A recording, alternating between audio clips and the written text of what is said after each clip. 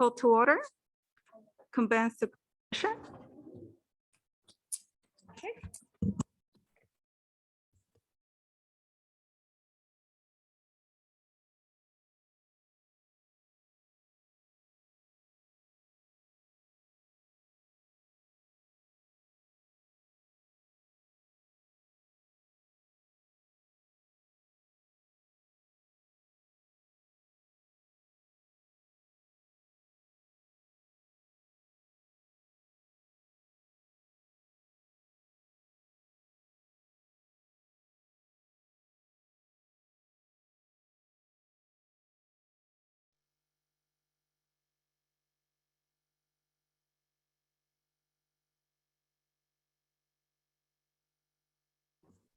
Reconvene to open session. There's nothing to report.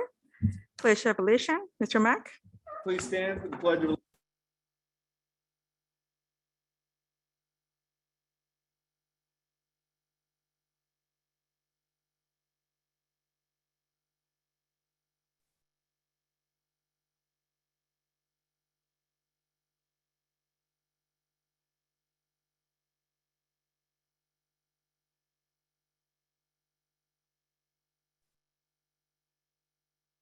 So we have a very great honor today. We have our Fairfax Junior High Marching Mariachi Band. So if you can join us outside for their performance.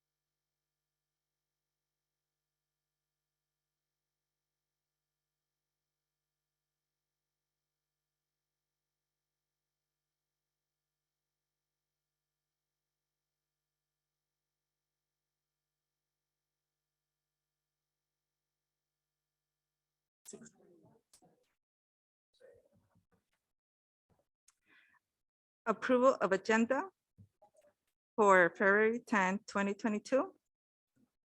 Do I have a first motion? Do I have a second? Do I have a second? A second? Okay. I'll second. Cornell, Aye. Lawson. Tapia, Aye.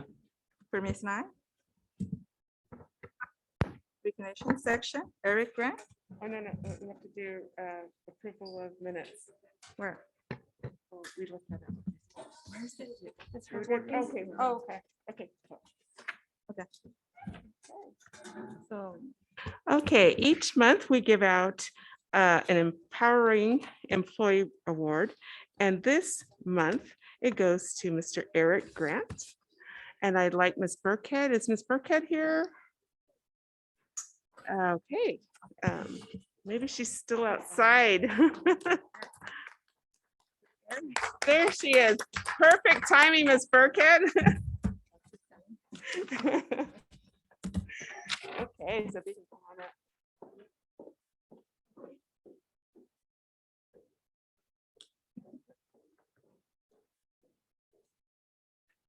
We have Miss Burkhead running around today. We've got all her programs highlighted today.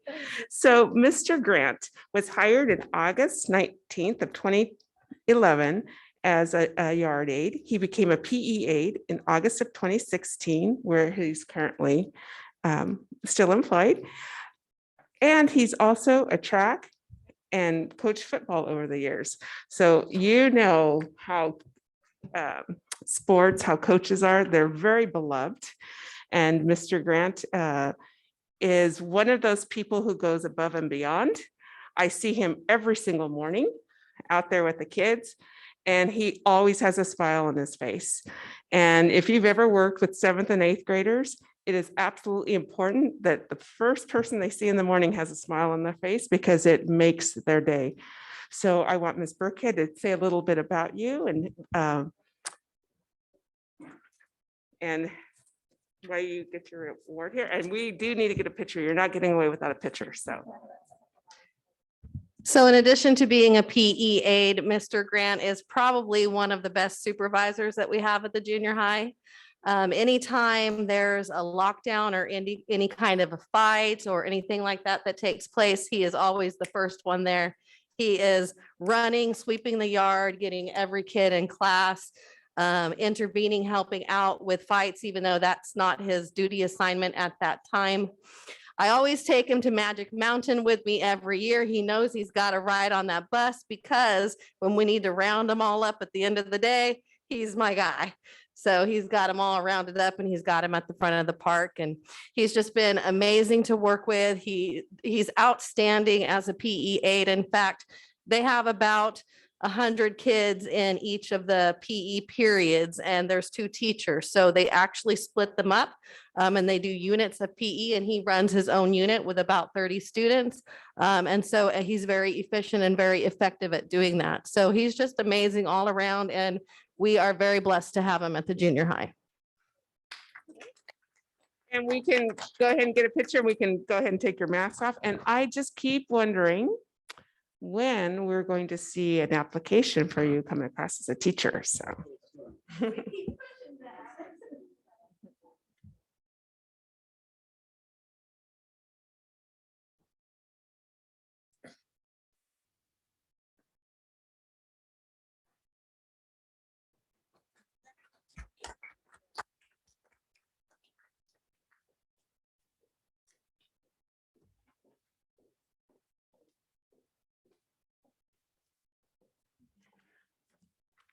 Public comments? Are there any public comments? It's great. No. No. Next regular board meeting, March 10, 2022. Board communication. Does the board have anything to report? Okay, so let me, Consent? no, superintendent's report. Oh, superintendent report? So since our last board meeting, I had the pleasure of reading for the 100th day of school at Zephyr Lane. And I had the pleasure of attending VA's attendance rally. And they're now having a new focus on reading and Lexi. I guess they're bringing back some old traditions that they've had in the past. And that was really nice to see. We've been working really hard as a team to on a grant that we have for implementing mental health and health for all students in the district. And you'll be hearing a little bit more about that from our partners at Hazel Health. I attended the new superintendent workshop where I learned about building board agendas and ensuring that they meet Brown Act, navigating budgets with all the new fundings that we have due to COVID money and making sure that we're applying those funds appropriately. We also learned about communication with the board during negotiations to ensure that we do that properly, and leadership practices that support principals.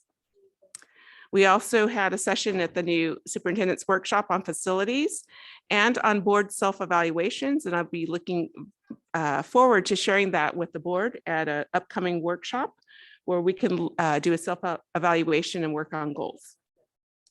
Okay. And the most important part of my job is the attendance trophy. And that trophy goes to Zephyr Lane Elementary today.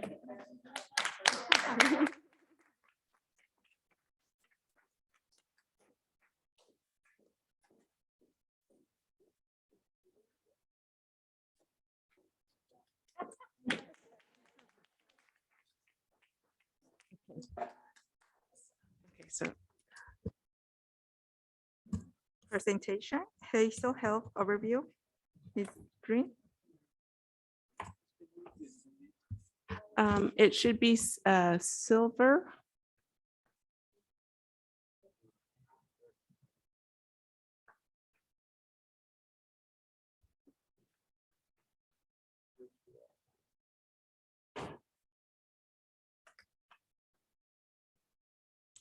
So we have our Hazel Health partners attending via Zoom today for a short presentation and overview, and they will be coming back and presenting as we have different phases. There we go.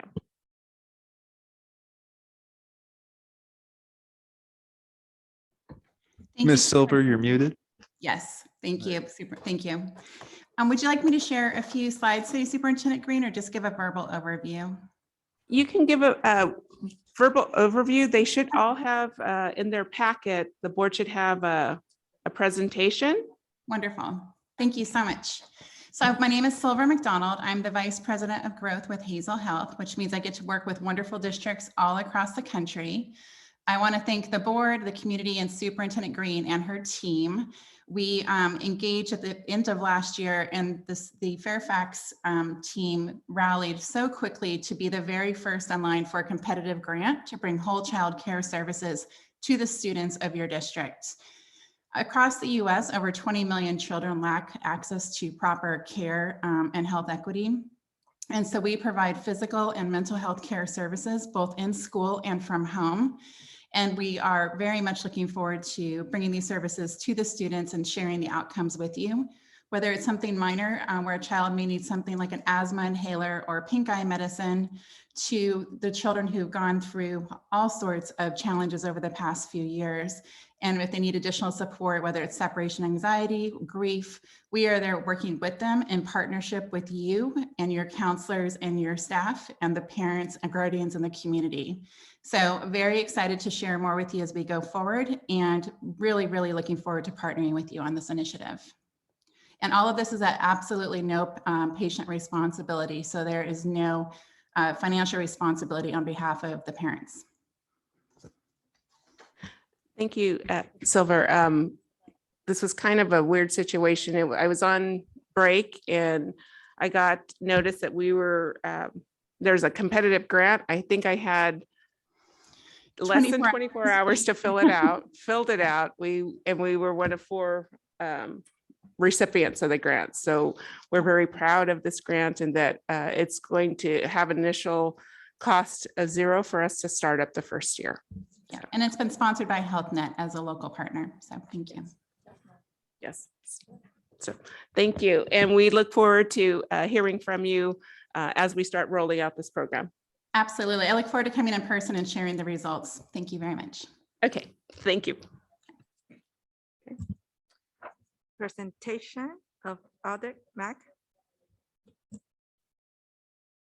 Yeah, I'd like to, today we had for you in your board packet, we have our annual audits here for us. And we have our CPA, Mr. Brett Harrison, who I had the privilege to work with for a short time, but he's been amazing to work with in that short amount of time so far.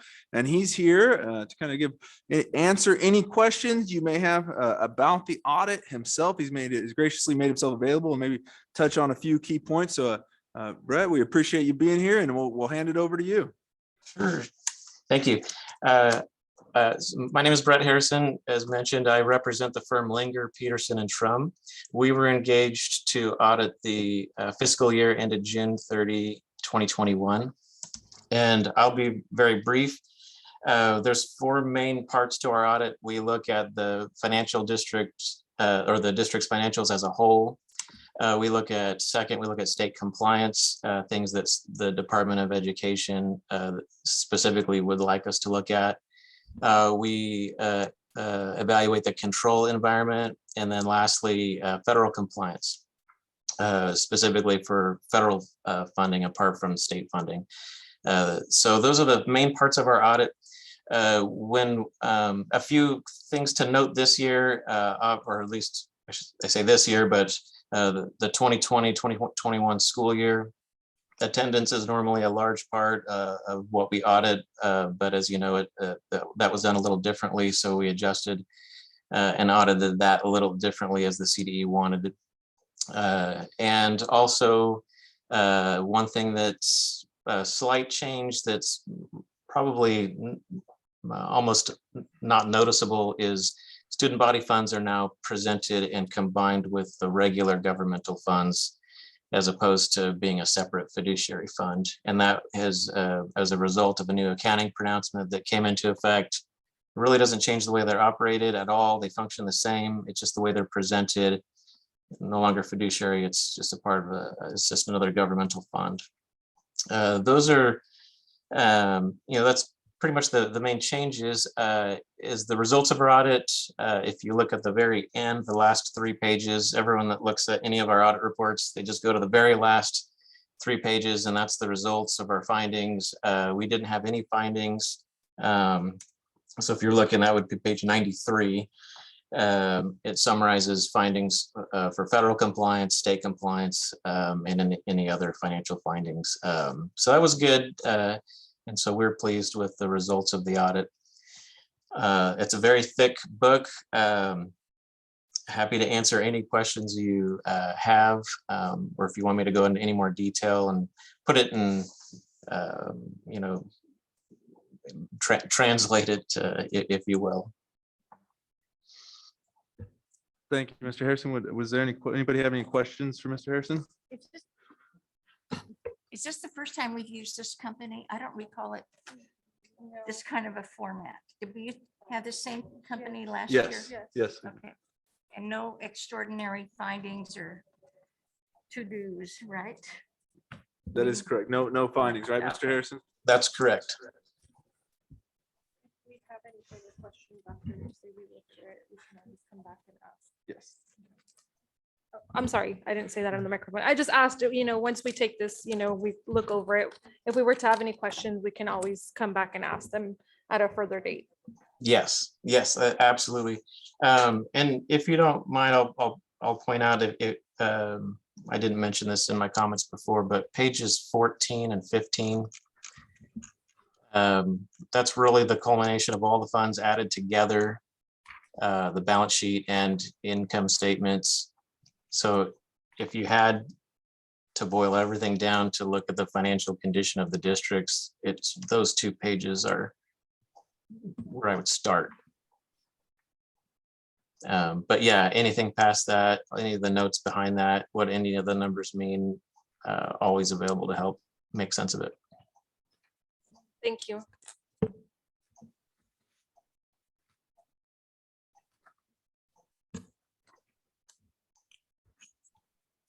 Expanding Learning Program, Davis and Mr.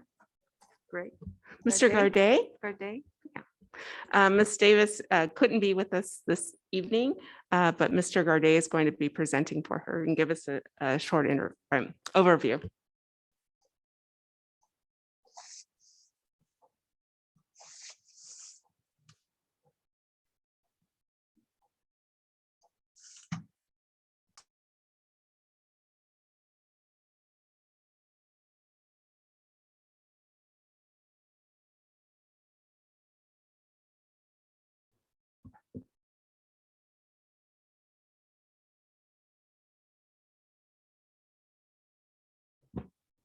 Check.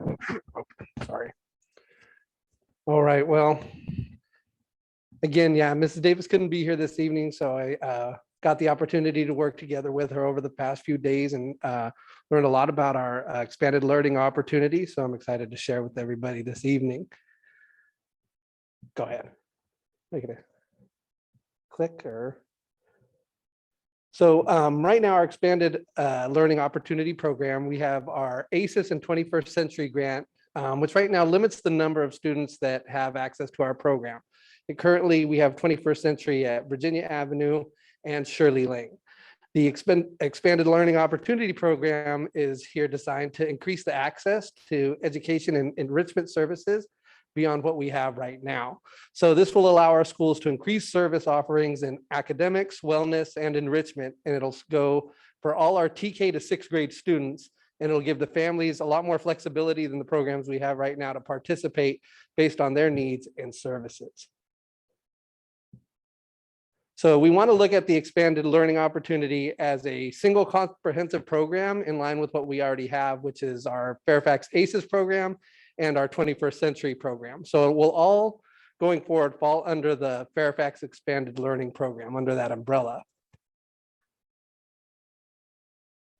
So we have a few requirements that the program requires. One, we need to offer our program to all our TK to 6th grade students which we currently do. We do right now prioritize kindergarten and then based on availability, go down to TK and add those as seats are available. We also need to ensure that we have a 9-hour program, which includes the school day, which we also currently have in place. Right now, we're a 10-hour day. We need to offer it on all of our school days, plus 30 intercession days, which again, we cover through our summer school program. And we extend our community partnerships. We also make sure that our TK and K program will have a 10-to-1 ratio when the program starts. We'll also expand our educational and literacy and enrichment program. And we'll have to develop a program, an expanded learning opportunity program plan, which has already been developed and approved by the county. So that's all that's all been done. So there's 6 areas, and I'm going to go into each one in depth as we kind of move forward. So go ahead, Mr. Mack, I'll just go right into it. So in our safe and supportive environment, we're going to look at adding a transition program for our incoming 6th graders as they transition to the junior high. We're also going to look at expanding our professional development in our after-school program with a big focus on social emotional learning.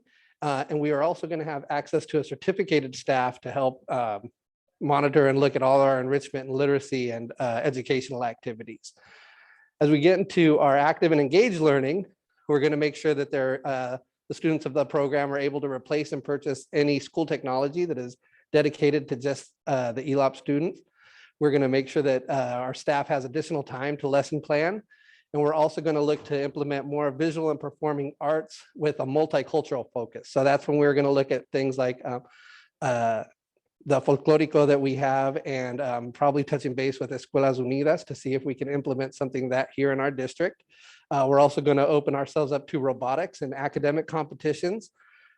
In our skill building, we're going to look at out of school time camps, short-term camps that, based on what, surveys and things that we think the community would like, give a lot of opportunities to our younger kids for short soccer camps and football camps.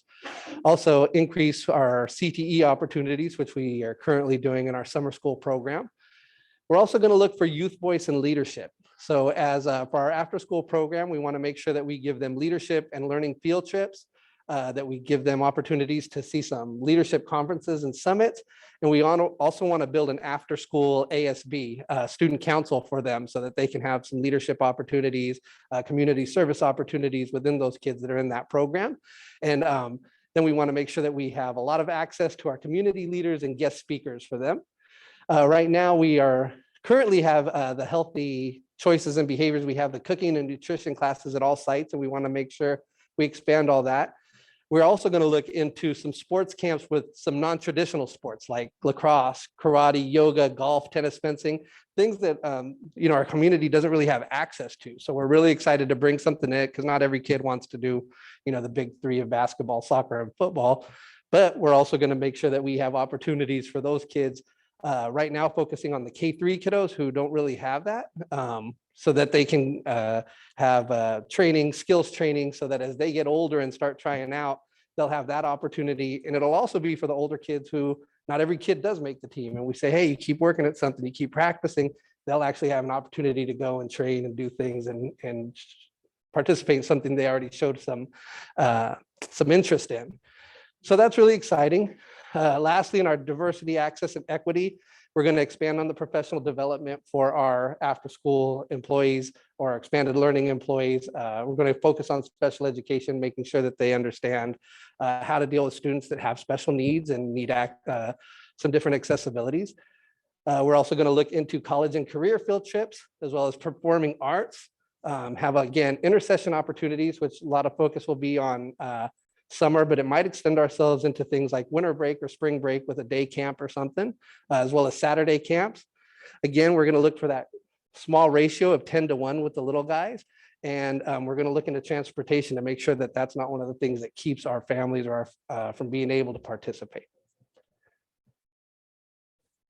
So lastly, we want to make sure that we're using our continuous quality improvement cycle when we're assessing all of our needs. And basically what we want to do is we want to see where we have the most need, make a plan, implement it, and continue to revisit it and make changes based on what was successful and what needed improvement.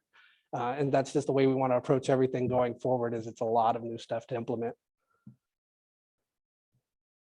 And so finally, right now for ourselves, the priorities as we go into the extended learning opportunity program are going to be to remove the wait list that we currently have.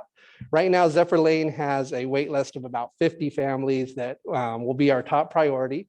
With the ability to move things around, that'll open up spots and allow us to use 21st Century or our ACES program to open up some spots at the junior high as well, as this is a TK6 program.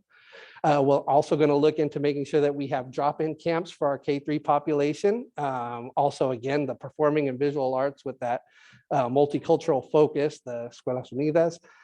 We want to make sure that intercession opportunities are being looked at and given opportunities to each family. And lastly, we were going to focus on the college experience and learning field trips opportunities for all of our families. And that's about it. I have a Questions? question. I'm a little slow sometimes. The waiting list was in regards to what?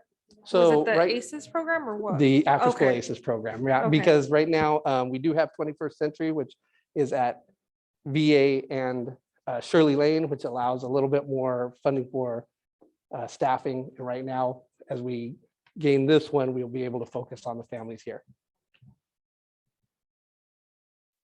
Any other questions? No? Thank you, everyone. Thank you, Mr. you. Corday.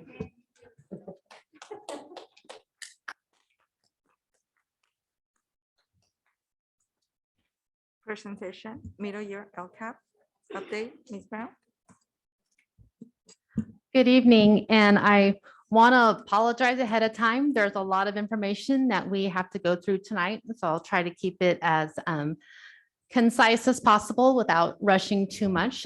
So there's a new requirement for the LCAP this year. Normally, you're used to hearing the LCAP come to you in May and June as we're revising our goals and actions and we're adopting our budget.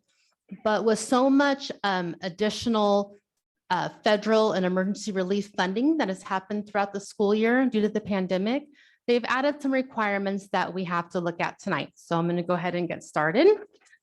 And so that was just the background. There are three things that that have to be reviewed tonight through a presentation. And those three things are the supplement for the annual update for the 2021 LCAP. Also, we'll be looking at our mid-year outcome matrix and our mid-year expenditures. So what that means is we're going to look at our actions and look at the measuring tool that we have decided to use to measure how we're doing on those actions. And we're also going to take a look at our expenditures in the LCAP to see if we're on track and target to expend those funds as we had designated.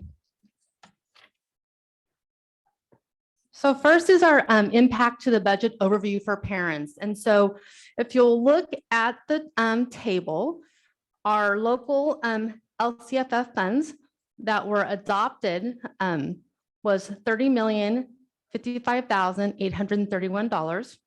But due to the increase of some funds that we received, we actually received $31,109,463. Part of that is an increase to our concentration grants and supplemental grants. And initially, when our budget was adopted, we adopted it at $7,569,504. And in fact, due to the Budget Act that the state passed, we actually received $8,623,136. And so this was, so the next thing we're going to talk about is the supplement for the annual update. And so this was an additional plan that we had to develop, and that's what we're going to look at right now. And it was really just how did you address some of those additional funds? And so there are 5 prompts that we needed to respond to on this plan. And the first prompt was educational partner engagement for Budget Act funds. So those federal and additional relief funds that the schools received due to the pandemic, how did you engage your educational partners? And so on here, you'll see that we indicated that we had a public meeting on December 9th regarding the Educator Effectiveness Block Grant that was here at a board meeting. We also had a public meeting on October 14th, and that is when we adopted our ESSER 3 expenditure plan. Those were both opportunities that we had for some feedback. And then coming up here in the future, well, earlier actually in July, we had a parent Q&A regarding the long-term independent study options that became part of those federal funds that were utilized that we've offered this year. In September, we had another opportunity for parent feedback and input meeting. And coming up in March will be all of our LCAP survey data. So all of our educational partner groups, such as parents, staff, community, will have an opportunity to take our LCAP parent survey, and we'll start analyzing that data to adjust our goals moving forward. Next prompt is use of additional concentration funding. I had mentioned before on the earlier slide where there was an increase in concentration funding. And so how did we use those increased funds? We increased services such as professional development for targeting the learning loss, increased intervention programs, increased social emotional support for our students, increased wellness services, short-term independent study, long-term independent study. We extended instructional learning time, and we have added an applied science lab to the junior high. And so how did those additional funds translate to staff positions? We increased 4 TOSA positions for academic intervention. We've added 16 additional paraprofessionals.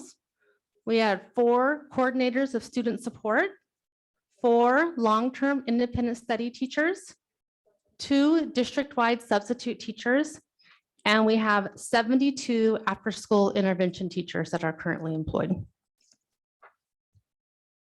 Looking at prompt 3, educational partner engagement for one-time federal funds. And so this is referring to the ESSER 3 plan development. And for that plan development, we engaged students, staff, and parents by surveys and town halls. And these were done last year. So there was over 900 surveys collected. And we analyzed that data to determine the students' needs at those schools. And so we engaged with students, families, school, district administrators, special education administrators, and all of our school leaders and local bargaining groups.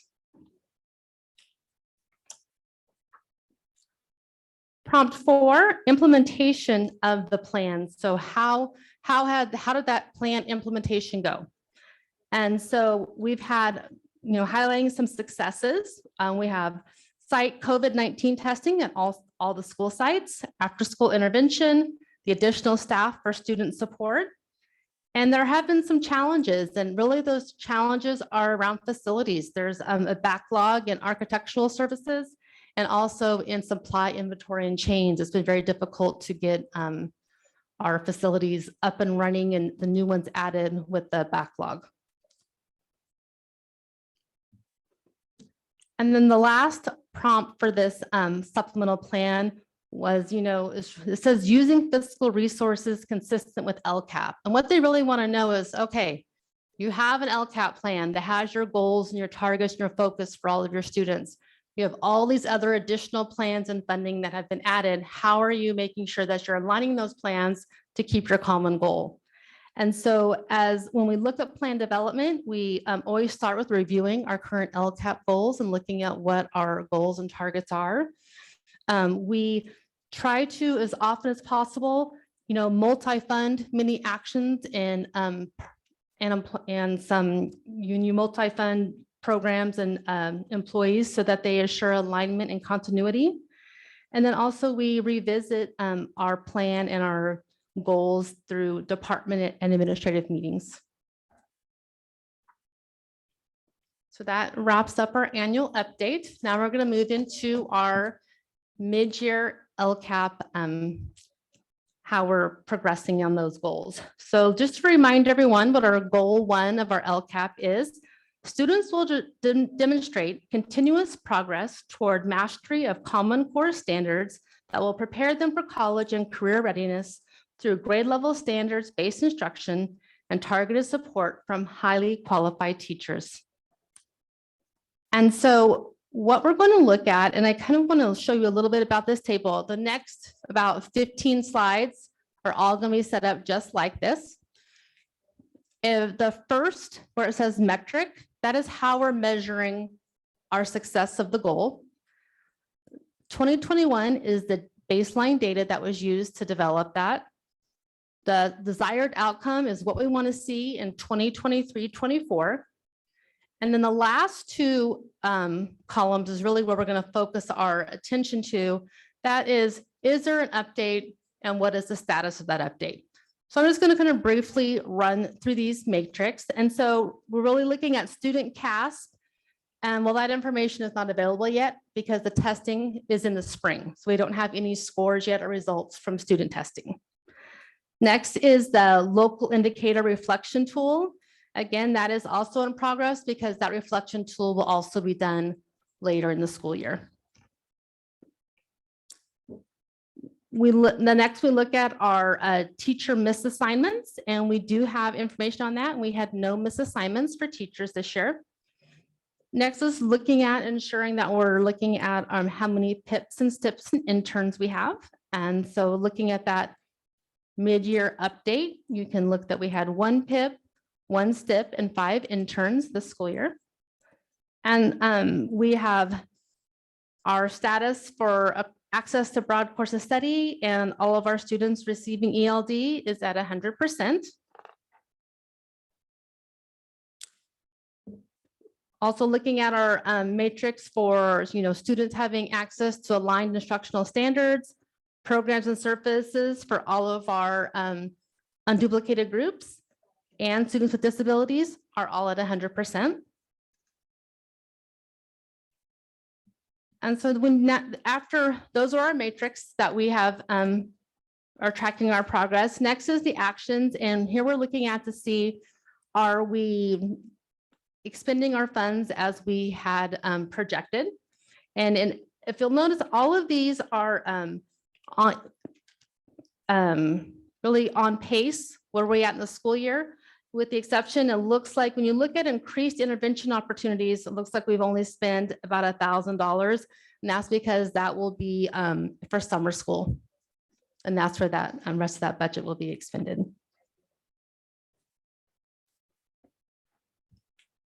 And then on the next page, all of those actions are and those expenditures are on pace throughout the school year. And they will be on budget as we end the school year. Goal 2, all English learners will be provided high quality instruction in English language development in order to make progress towards English language proficiency. And those matrix that we look at is the LPAC. And the LPAC is currently in progress. In fact, all students or all sites are currently LPAC testing. And we also will measure our reclassification rate. That will also happen in the spring once we have our LPAC scores. And we are really on target to on the budget area for goal 2. The only area that has been underspent so far this year is in the area of professional development. And a lot of that is due to the pandemic and the shortage of substitutes and the ability to really provide high quality professional development. And so many of those activities have been postponed for next year. And our last goal, we're almost done, I promise.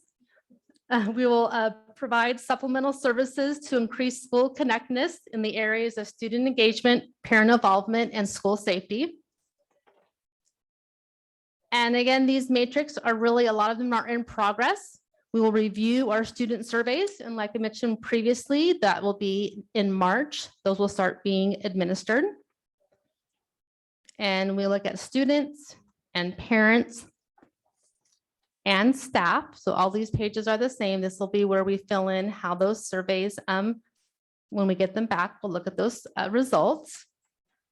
And then we'll also be reviewing our chronic absenteeism And a lot of our committees and suspension rates and expulsion rates, again, a lot of those numbers will not be tallied until the end of the school year.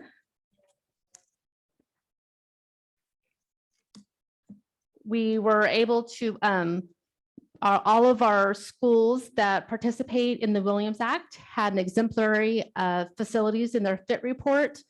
And then attendance rates and those scores will have to wait till the end of the school year when we have the results.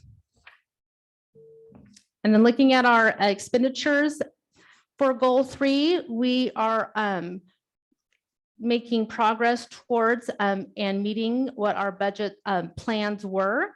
Again, you're going to see 2 areas where we have not been spending as we had estimated, and that is really due to COVID protocols with parent engagement. Haven't been able to have parents on campus as much as we'd like to. So some of those areas, then also again with the sub shortage and professional development.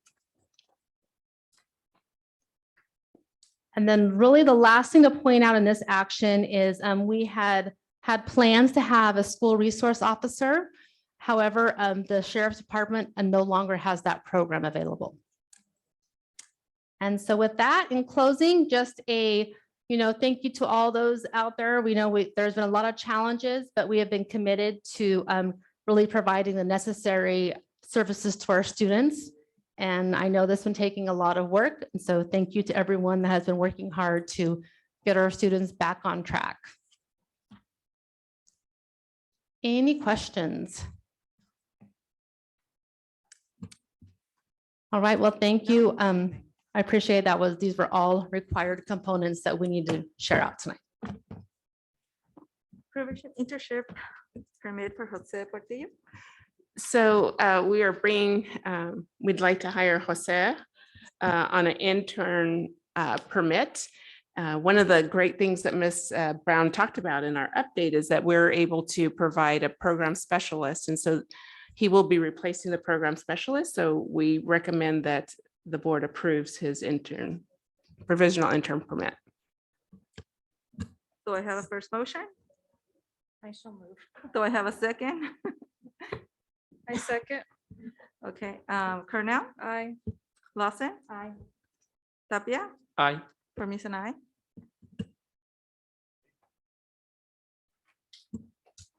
Board report.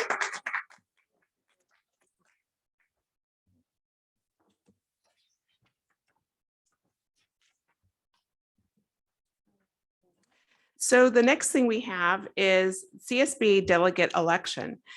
We have 2 spots for our sub-region, which is Kern County. And we have 1 incumbent, which is Pamela Johnson from Standard School District. She is the only one on the list. Pam has lived in Kern County for over 62 years. And her goal for becoming a delegate is to help students catch up on unfinished learning from the pandemic, but also tackle long-standing historical inequities in education to help implement a vision and a mission to ensure the best possible education for our children. So she is the one candidate. We do have 2 positions open. So there are 2 things that we need to do with this. One, we need to vote whether we want Ms. Jacobson to remain the incumbent. And if we want to write in a candidate, we can take nominations for that.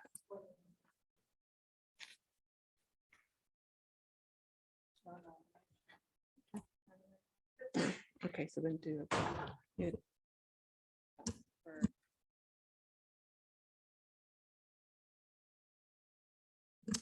Do I have a first motion for? Pamela Jacobson. Yes. What's her name, Pam? Pamela. Yes, Pamela. Do I have a first motion? I so move.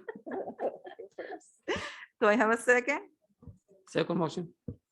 Okay, Cornell, Aye. Lawson, Aye. Tapia, Aye. Permiso, aye.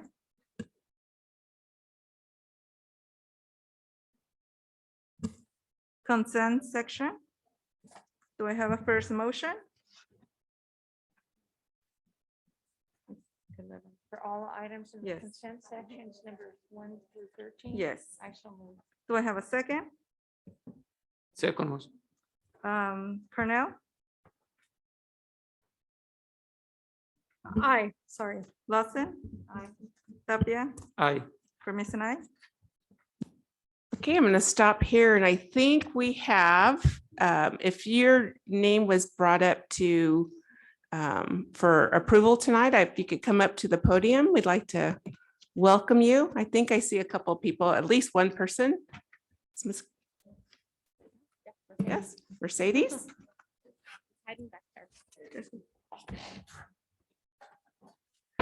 So you're gonna learn, my kids hate it. I take pictures of everything and anything. So you get to get your picture taken. Okay. And is Jose here as well, or did he left? Oh, okay.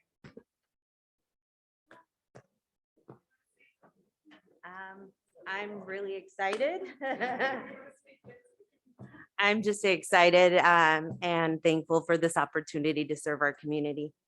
Thank you. Thank you.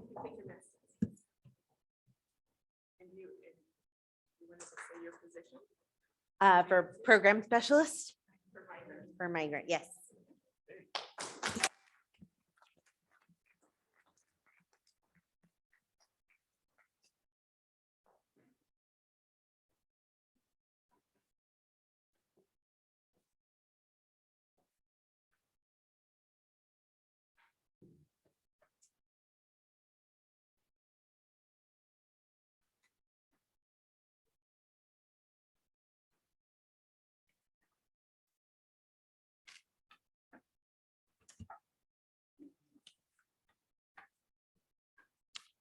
Okay.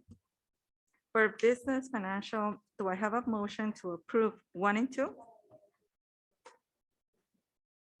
Do I have a first motion? Okay, first, do I have a second? Right, are we gonna do all of them or? No, just just one at two. a time? 1 and 2. Only those. 1 and 2? I'll second. Second motion. Okay, Cornell, Hold on a second. Let me just make sure Christina got that. You had the first and then, and then Tapia was second. And that Okay. was just for 1 and 2, correct? Yes, this is just for action items 1 and 2. Cornell, Aye. Lawson? Aye. Tapia, Aye. Permissive I. AMLO warrants, Ms. Green and Mac. So we have tonight the warrant to pay AMLO services, but prior to that, trustee Cornell had requested for a breakdown of services and fees, and so Mr. Mack has that presentation. Well, good evening again, everyone, and I'm here happily presenting a financial report for the services rendered by AMLO. So I'm going to go in and I'm going to give as much detail as I can on this situation that we can without breaking any attorney-client privileges. So to get to the nuts and bolts, with the total amount spent with AMLO was a total of $64,459.74 was the amount of dollars. Now, in that regards, what was that for? I'm kind of going into a couple of caveats for that to be broken down to on what that was.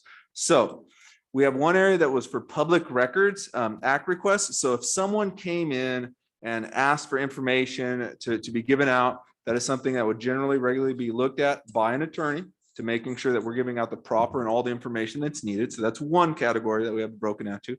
The other would be general district needs, running of the districts, whether it be looking at land purchases, sales, or something like that, that information, or day-to-day routines where we're making sure to get legal advice to make sound decisions here at the district. We call that general district needs. Personnel is when it's specifically, there's a personnel situation, classified or certificated, that we want to make sure we're doing it by the book, maybe support through an investigation or whatnot. That would be personnel matters that we're spending on those attorney services. The last one would be board issues or questions. And this category covers when legal was requested for assistance, as well as answering the questions of board issues and board member questions. So to kind of break that down into percentages or or dollars amounts. We have both on there. So we'll start with the personnel. There was $16,262 spent on personnel matters, or about 25.25%. For Public Records Act requests that were made and processed, we had $4,879.50, or about 7.57%. General district needs came out to $18,816.24. It's about 29%, just about a third of it. And then board issues and questions came out to $24,502 spent. And so with that, thank you. And are there any questions from board members?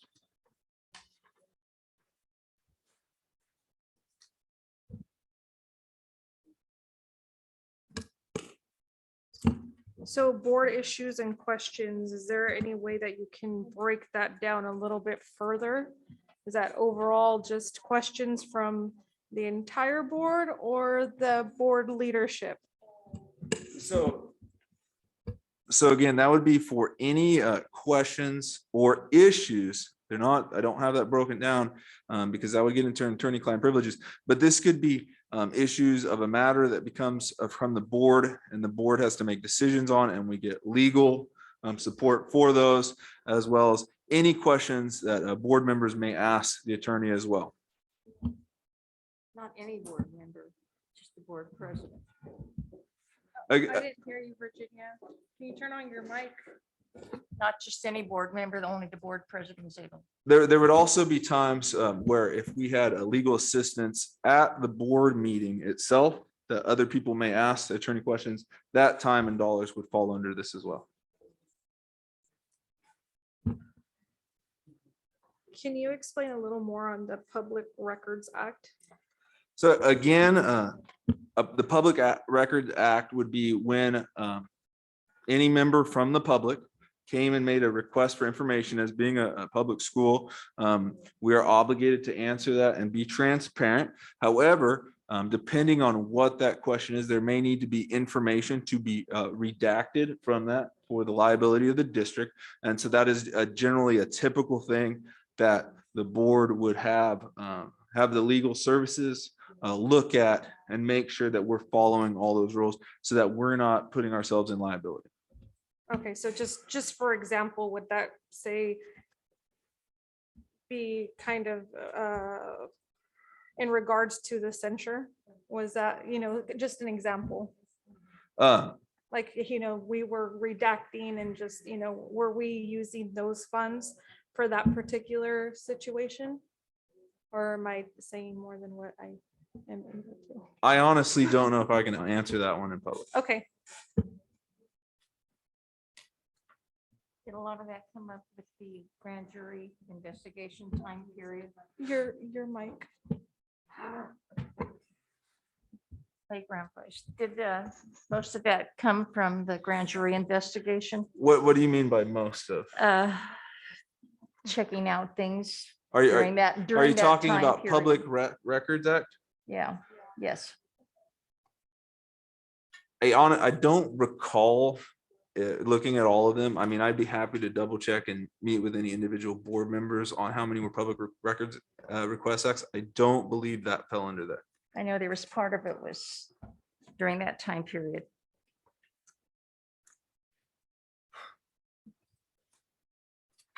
Any other, I'd be happy to answer. No.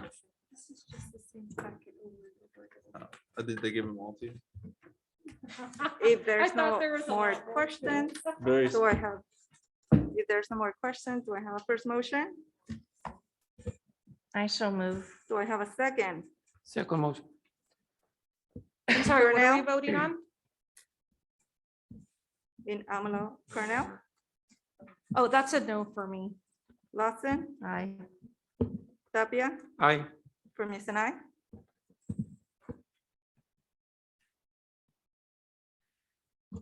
For resolution 2021-08 censor. Do I have a first is I there any think we need to have questions? some discussion on this. Okay, I'm sorry, you do too? Please. They are kind of parallel, but there are some differences. I think maybe the audience needs to know what the differences are.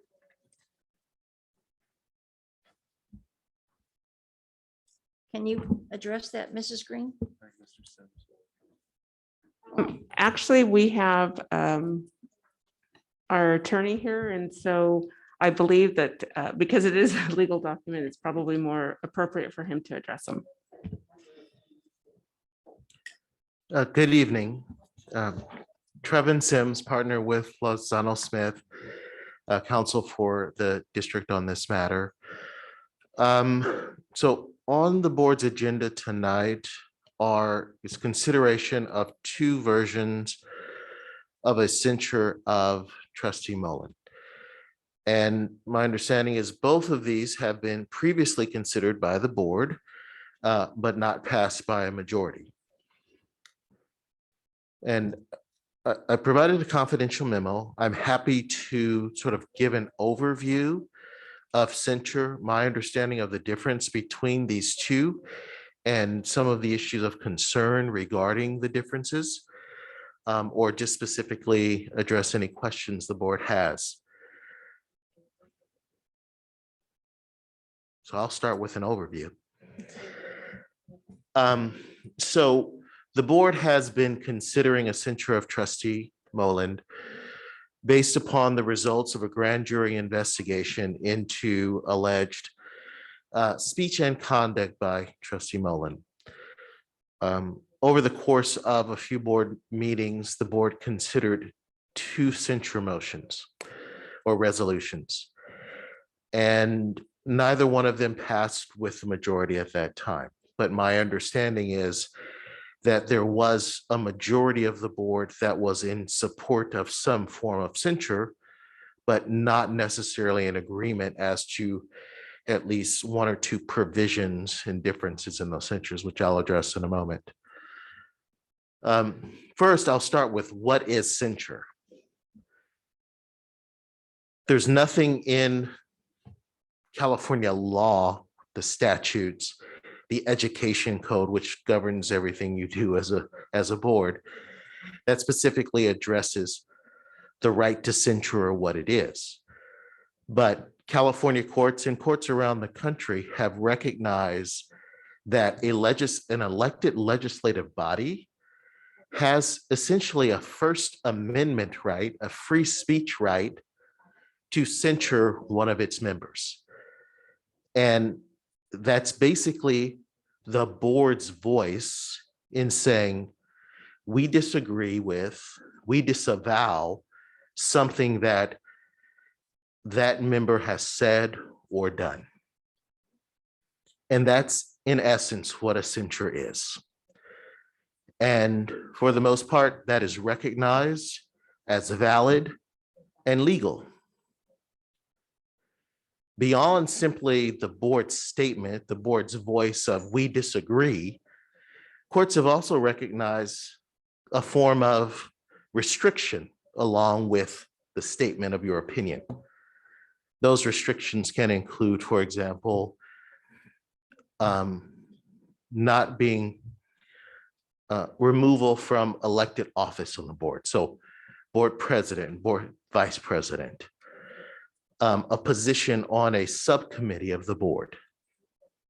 Courts have recognized that that's permissible as part of a censure, because those are not things that are core and essential to being the elected official. An elected official has the right to vote. They have the right to participate in meetings. They have the right to engage with their constituency, because essentially your constituents are your employer. But other things like being board president, being board vice president, being on the budget committee, those are not rights of office. Those are privileges of being on the board. And courts have said that's okay to restrict that as part of a censure.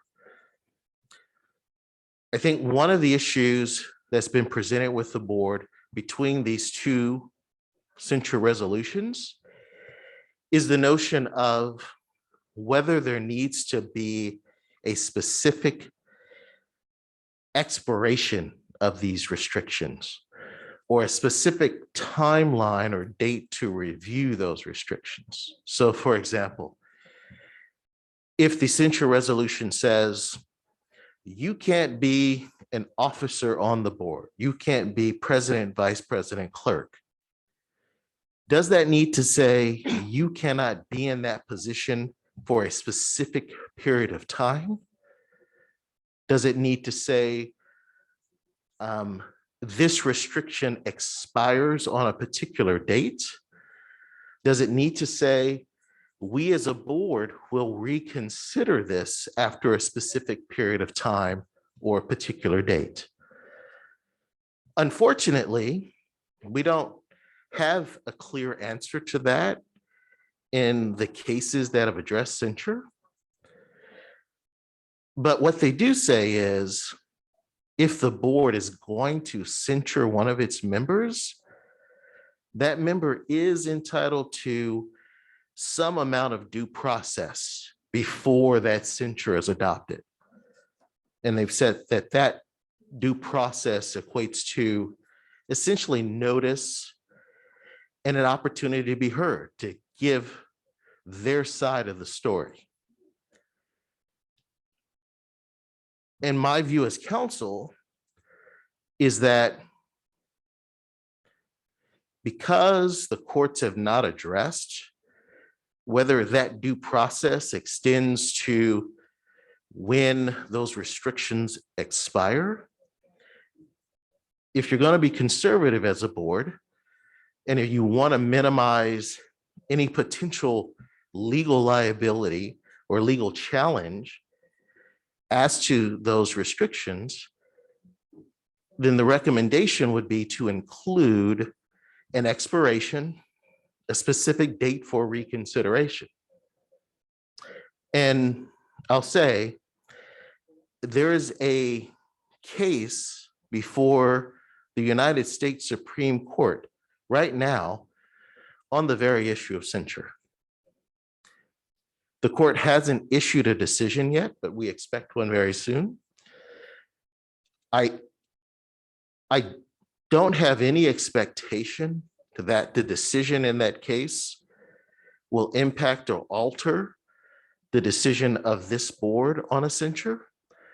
But I noted at this point, just to note that these sorts of things do go to court. They do get challenged. And at least in that case, it went all the way to the United States Supreme Court. So legal counsel will typically tell you be conservative. So my conservative advice and recommendation is err on the side of caution. And in this difference of whether to include an expiration or not, or a specific date for review, I would say included. You would say no I would say to include it. to include the expiration date? Yes. Thank you. So that's my overview. I'm happy to answer any specific questions. I'm sorry, I interrupted you. No, that was very timely. I was done.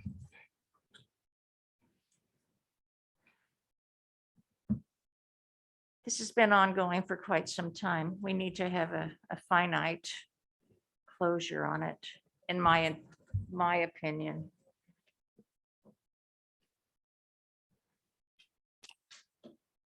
Well, Thank you. okay. I'll be here as you have discussion if there are questions that should come up. If there's no more questions. So we can adopt the censure as is and include a expiration date, correct? Or am I understanding different?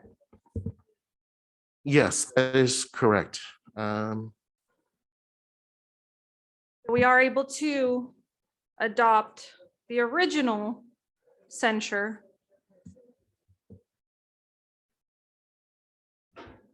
and then just add said expiration date or whatnot. Yeah, I'm just looking at the language of the first resolution. It's on the agenda.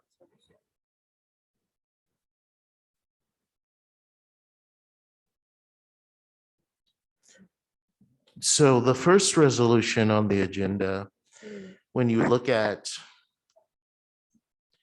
really starting on page 7, that has the language, now therefore be it resolved, which says essentially what the board has concluded. If you look at sections 6 and 7, 6 says the board does hereby remove trustee Mullen from any committee or leadership position on the board until trustee Mullen successfully completes effective governance, etc. I believe the resolution that's next on the agenda includes specific language on how long that restriction lasts. Okay, so my question is, what language was removed Thank you. from the second version that was on the original? If somebody can clarify that. But that's my question, where it was just added, but nothing was removed. Like there wasn't a change of language. I believe what was removed was the evaluation piece. And may I ask why that was removed? We should evaluate each other.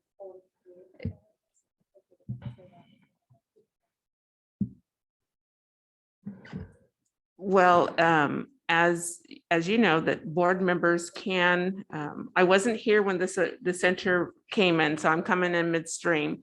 But what I've been told by previous council was that board members had, they could ask for the censure to be amended and edited, and that was asked. And so that's why it was done, so.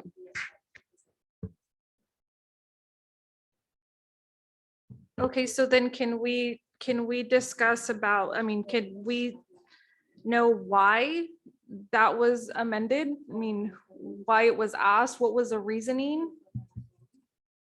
By whatever board member asked for it? I don't think that I could tell you what their reasoning was. I just know it was a request, but that would be something that board members would have to express their reasoning, I believe, for themselves.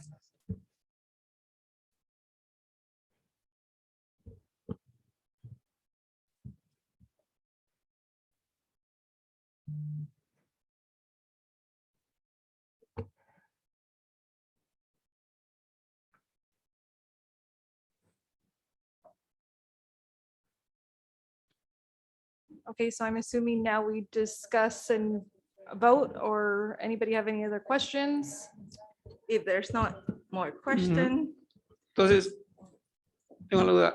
Si votamos por ese primero, ¿se le va a añadir la fecha del vencimiento a ese junto con las reformas que se le hizo?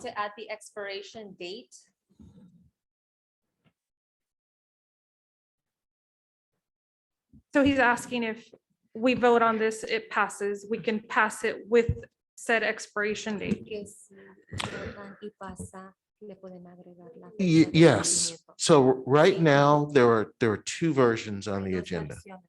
The second version, for example, says in that same section 6, the board does hereby remove trustee Mullen from any committee or leadership position on the board for the 2021-2022 school year and until trustee Mullen successfully completes all trainings recommended in the grand jury report.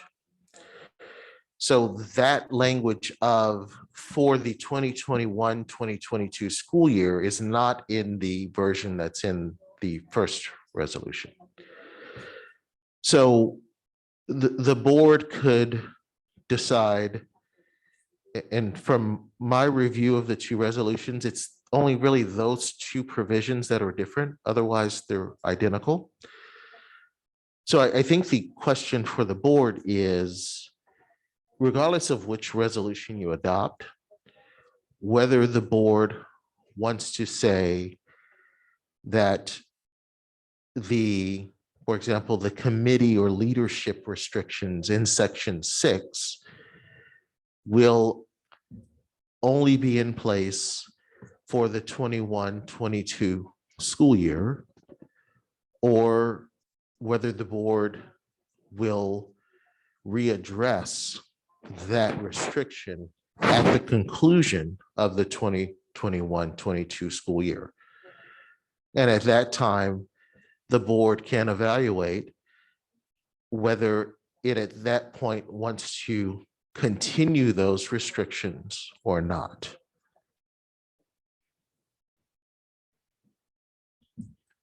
Okay.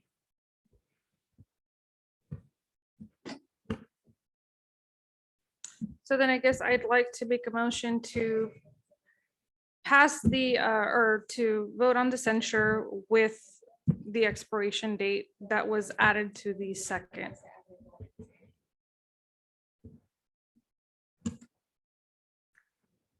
You mean resolution Yeah, what, Es- resolution, 2022-03? Prácticamente el segundo censo está prácticamente igual que el primero, solamente añadida la fecha esta.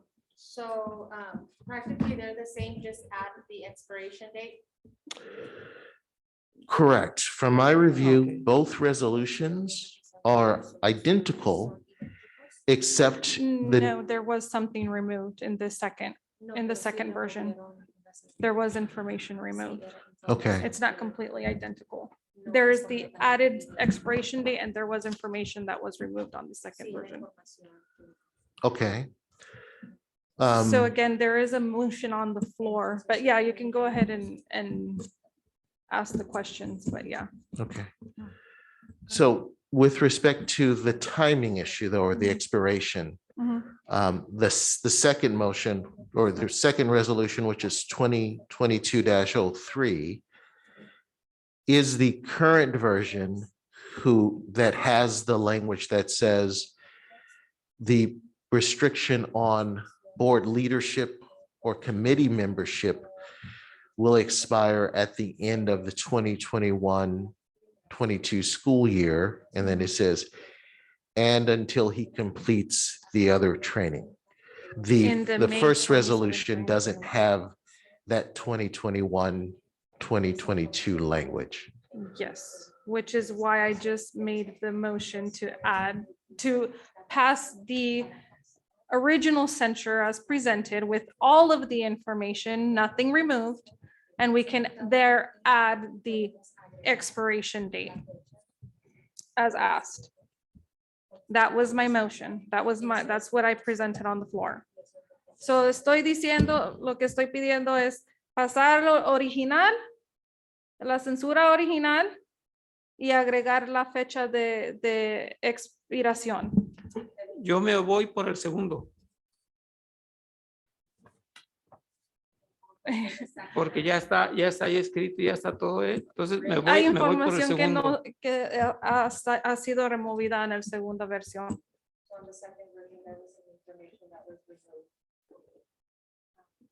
We're talking about the first censor? So we do have a motion before the board, and so we need to go ahead and complete that. So do I have, for the first censor, resolution 2021-08 censor, do I have a first motion or? We already have a first. Oh, we have a first? Okay, I'll Do I repeat have a myself. second? I'll repeat myself.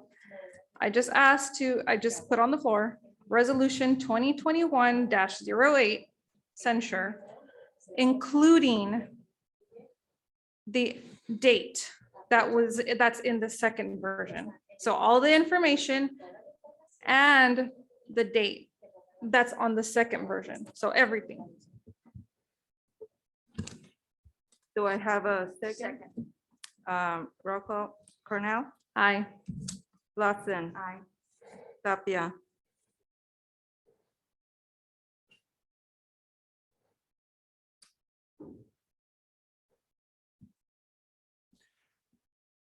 ¿Puedo hacer una pregunta? Yeah. Podemos En todo caso, vamos suponiendo, yo quiero votar por la segunda resolución. So Eh. in case, I want to vote for the second resolution.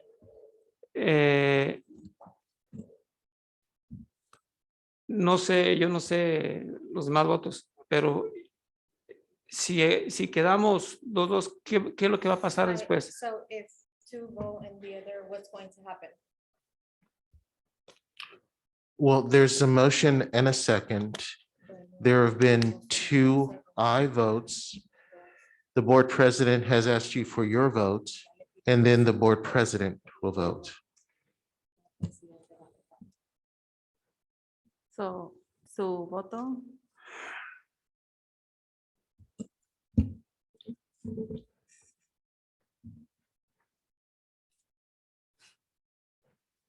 Oh, ya. Ok, de nuevo le explico. Estoy pidiendo, lo que está en la mesa ahorita es la resolución, la original, incluyendo la fecha que quien sea, cualquier board member que fue, pidió que pusieran una fecha. También estoy incluyendo eso en la censura original. El,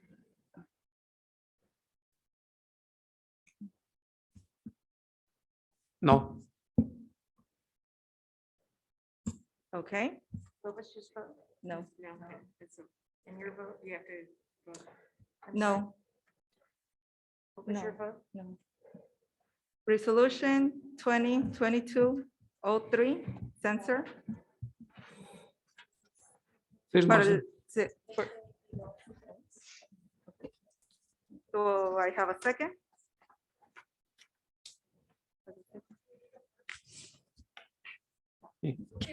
Can we discuss this resolution as we did the first one? And can we know what was changed? Can we be a little more specific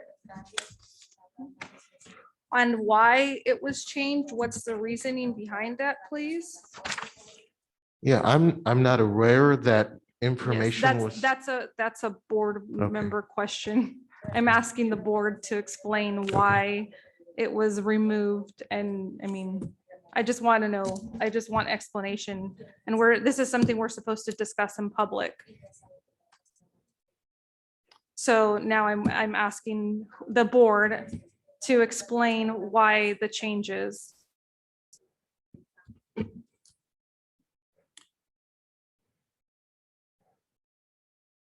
Well, it wasn't me. I obviously Él asked tiene más for, autoridad que nosotros para poder dar su.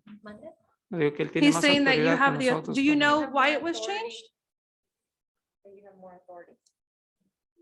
He's I saying- don't know the history of the Oh, resolutions So you, and any did- in other changes. words, you didn't ask for any changes, correct? Because No. you are the lawyer. The board members asked for for the changes. So then the board members should be the ones to explain why they want said changes to the censure. So here we are publicly and where I'm asking to just an explanation. En el segundo censor, we only changed the date and he already took classes, right? Okay, so you're saying that the only thing that was changed was the date, but there was information removed. Pusimos Why? la fecha. No, there wasn't, there's information removed. All along, board members have asked for it to be shortened, but they've never explained why, and we've just had information removed without explanation. So here we are, I'm asking politely if we can receive an explanation as to why the information was removed.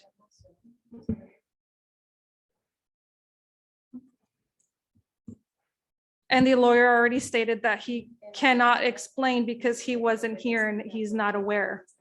So he has no authority because he's not aware. El censor se lo dieron a usted hace como,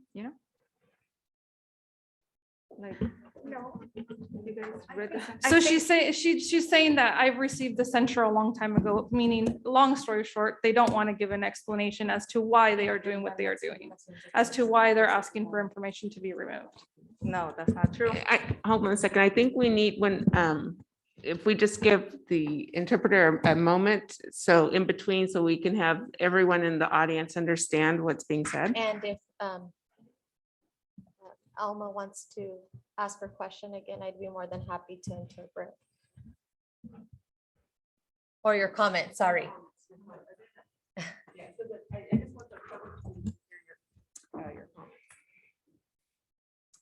Le dije a la señora Conade que el censor se lo hemos dado y ya lo ha leído ella. So we already gave you the censure and you already read it. Y ya hemos discutido. And we've already talked about it. Yeah. Yes, but we are supposed to speak of it publicly because, again, as it's been said, the public is our employer in a sense. So we owe the public an explanation as to why we do what we do. En el segundo, in the second one, we only put the date, and I think the classes, I think he already took some. Yeah, this document was, both of these documents were prepared by other district council, not my office. But from my review of the two documents, the only difference I noted was with respect to these sections 6 and 7. If there were other changes or differences between the two, I did not note them and I don't know what they are. I think when we originally had discussions on this several meetings ago, the board majority thought the original censure motion, Victoria, was too harsh. And that's why they wanted it revised. It was too harsh and too long.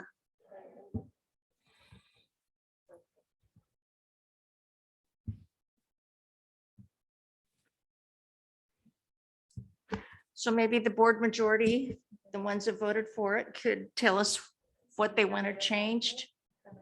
Besides adding the date and taking this off as being not educating, but determining whether or not he's made enlightening us. appropriate progress in his education on being a board member.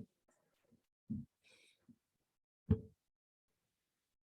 you recall, Mr. Tapia? No del todo, pero se ha estado hablando de que no del todo así, pero sí hemos estado luchando para que Palmer ya dejó la presidencia del board, ya no es vice president, se le han quitado varias cosas, ya fue a las clases, ya fue todo. So I don't recall everything, but we're trying. Palmer is no longer board president, and he's taking these classes. I know, but during this time, from the original, when it was time when it originally came up, they voted down the censure motion, whereupon he became, he appointed himself to be the person to do the hiring for the new superintendent. He did a lot of things during this kind of gray area when he could have been censured. I think we need some accountability. Él en este momento ya Does no, it make sense? por ejemplo, él en este momento, por ejemplo, no tiene ya autoridad aquí, vamos diciendo así. So he Eso, has no probablemente. authorization. and Louder, please. He doesn't have any authorization. He doesn't like longer. He doesn't have any authorization. He doesn't have I authorization. know, but this is months after the fact. He's already, he continued working. And hiring Mrs. Green, and this is no reflection on you, please don't take it personally, honestly. But he, in in my opinion only, he abused his power during that time. He put himself and his board majority in total control of everything, Por eso, everything. Not only that, it's like we are representing children. Okay, we have to take that into consideration. Our actions, our integrity, the respect we have towards others. It should not just be here at this table. It should be everywhere, even when no one is watching. And Mr. Mullen, I can tell you that is not that person, and he should not be representing children. And you two are defending him, Mrs. Rios and Mr. Tapia. por eso se le puso en este censo que esas dictaciones. Y por eso yo digo que yo estoy votando por el segundo censo. Estoy votando por el censo. Si está votando por la censura, go ahead. This is why we're talking about the censure and the limitations. I want to vote on. And I want to vote on the number 2 censure. Yo entiendo eso, señor Tapia, pero estamos votando en algo y ha habido información de la censura original que se ha removido. ¿Ok? Eso Bueno, es pues- lo que es. No, a mí no me debe la explicación. Ustedes le deben la explicación a la comunidad. Le doy No a mí. explicación porque me la está pidiendo.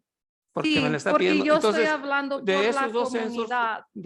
yo sugiero que de esos dos censos se haga uno solo y se vote por uno solo. So from these Que 2 se censures, fundan we esos should vote dos. on one of them. Que se fundan esos dos, que se haga un solo censo junto con las modificaciones que se hacen. Along with the So he's modifications. Y se haga asking uno. now to basically combine the original censor with the second censor. and- Okay, Lo que dijo Está es bien. que quiere pasar al segundo, ¿verdad?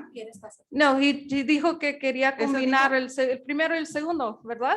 He wants to combine the first and the second. con That's great. las modificaciones que se hicieron. With the Oh. modifications that were made. So, okay, so, Mr. Sims, so maybe we can clarify this a little. So we do have a resolution before the board. Does the board have the ability to make a modification to this resolution prior to voting? Yes. if there's Okay, more, so It we appears can to make me a modification to the second censure as well. the only way we're before going we to get vote. any closure to this is to vote for the second one. It'll never pass. It'll just keep being in limbo. So you kind of getting your arm twisted. Actually, I think there's Ms. Padilla, did you have a comment? You're more than welcome to come up and so that everyone can hear your comment. Go ahead and come up to the podium and.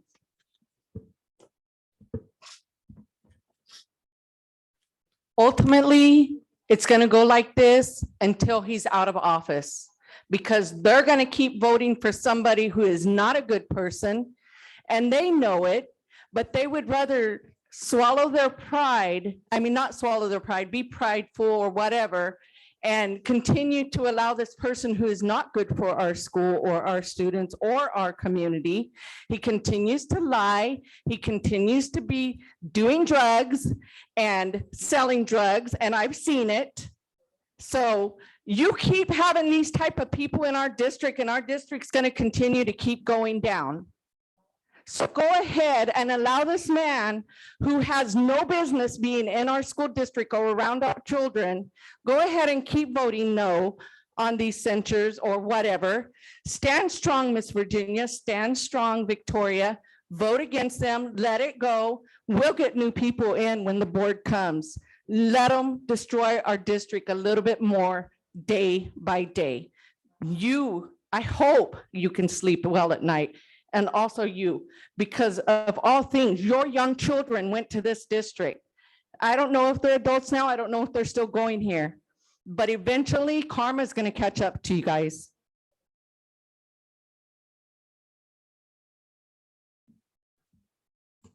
Said finally, it's been a damn thing in the closet for so long. You guys know it. If there's no more questions or comments, do I have a first motion for the resolution 2022-03 censor? La moción. Do I have a second? Second? Roll call. Cornell? Who's second? Me. Cornell? No. Lawson?